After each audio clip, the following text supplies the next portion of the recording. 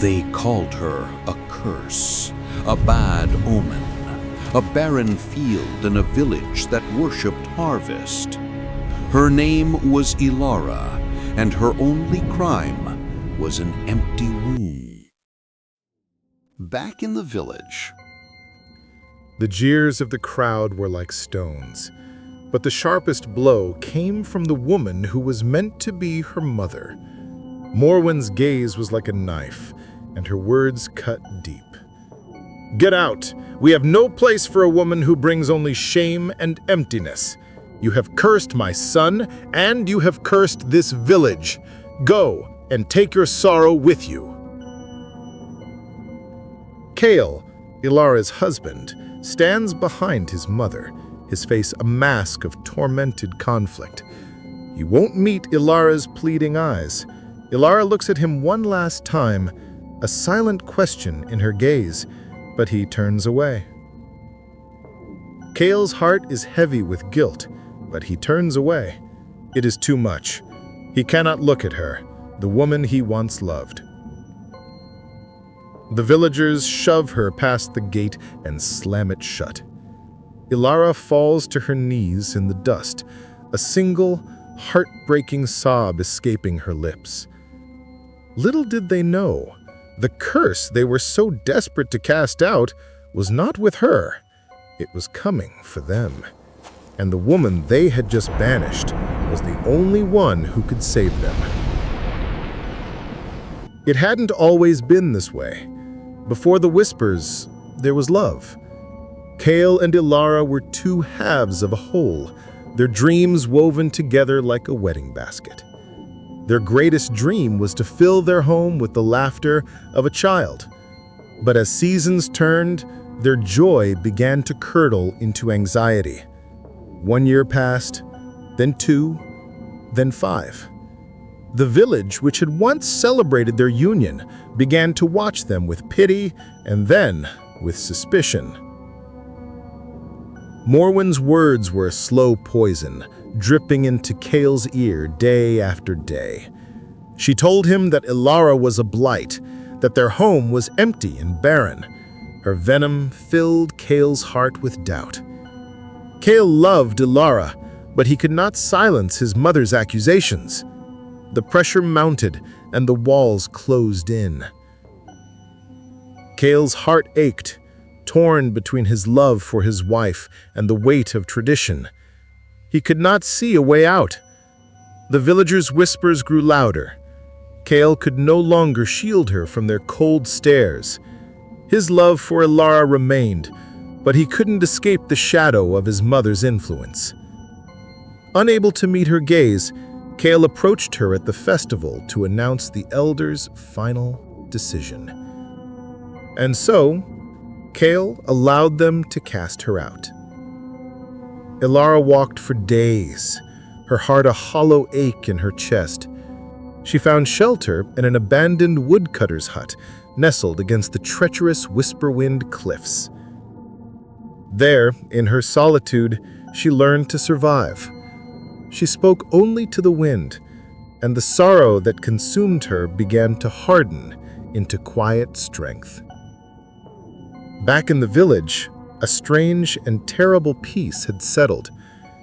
6 months after Elara's banishment, the curse they had feared finally arrived, but it was not what they had expected.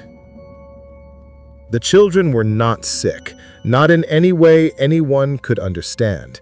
They were simply gone, trapped in an everlasting sorrow, their bodies perfectly healthy, but their spirits weeping for a reason no one knew. Panic gripped the village like a fever.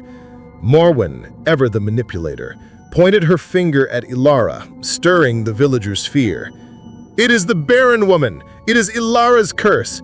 She has sent this upon our children as revenge! Her evil lingers here!" The elders, desperate for a solution, went to the oracle, an ancient man who lived in a cave shrouded in smoke and mystery. "The mountain spirits are angry. A great injustice was done in this village. A pure heart was cast out, and the land itself weeps in sympathy. This is not a curse of revenge. It is a curse of sorrow. The oracle told them the truth, but it was one that none of them wished to hear. There is one cure, a flower called the sun petal. It grows only on the highest peak of the whisper-wind cliffs, where the wind howls with the voices of spirits. It is the mountain's tear, and only it can soothe this sorrow. The elders, filled with fear, knew the cliffs were a place of death, but they also knew one thing for certain. There was only one person who could survive the climb. A heart unburdened by the sins of the village. Only Elara could make the climb. It was a journey of shame. Every step Kale took towards the woman he had abandoned was a torment. Morwen walked in furious silence, outraged that they were being forced to beg for help from someone she considered filth. They reached Elara's hut, a place of peace and solitude. Kale, full of guilt, could hardly bring himself to face her. Elara's heart had been broken, but her spirit was not been defeated. She greeted them not with anger, but with calm. Morwen spoke first, her voice dripping with urgency. "Our children are dying. There is a flower on these cliffs. The oracle says you must get it for us." Kale could not meet her gaze, the guilt eating him from the inside. Elara, however, simply stood there, silent. Her heart was torn, but it was not for them that she would act.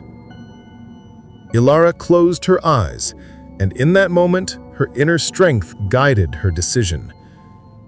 She was not thinking of their sin or her sorrow. She was thinking only of the children. The children had done nothing wrong. And so, Elara decided to go. Elara faced the cliffs without fear. To her, the wind was just wind. Her heart was pure, and the mountain knew it. She climbed higher, her body aching, but her spirit resolute. There, amidst the howling winds, she saw the flower. She had found it, the sun petal, glowing with life in a crevice.